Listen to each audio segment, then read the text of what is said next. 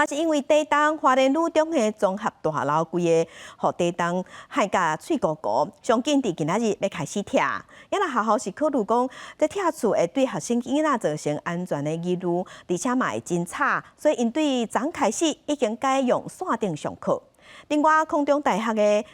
寿丰校区同款有建筑物，因为地动了后风大红单，严格学校即马是考虑讲，希望会当继续帮助灾民，所以因会先检查，但是检查了后安全无问题，嘛拍算要开放宿舍，提供予灾民来住。我这里写了哈，那个 A 垂直A 垂直 N 向量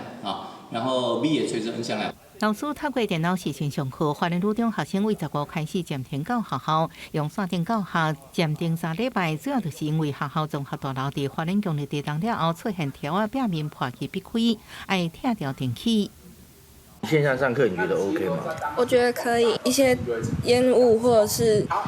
声音都会造成很大的影响。因为这个地方在我们花莲女中主要的一个那个通行的道路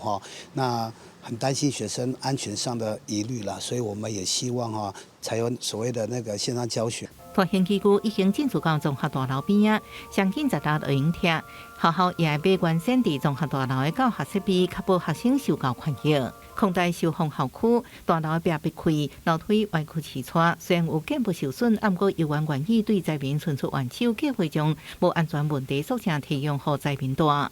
学生宿舍群跃楼，我们等待县政府来会勘，安全无虞之下，我们会将进行内部整修，提供灾民使用。空大阁拍算提供超过5公顷的土地，予相关单位起组合厝，协助更较侪灾民渡过难关。不过寿丰校区离花莲市区坐车要30-40分，无得卡也是灾民考虑因素之一。记者综合报道。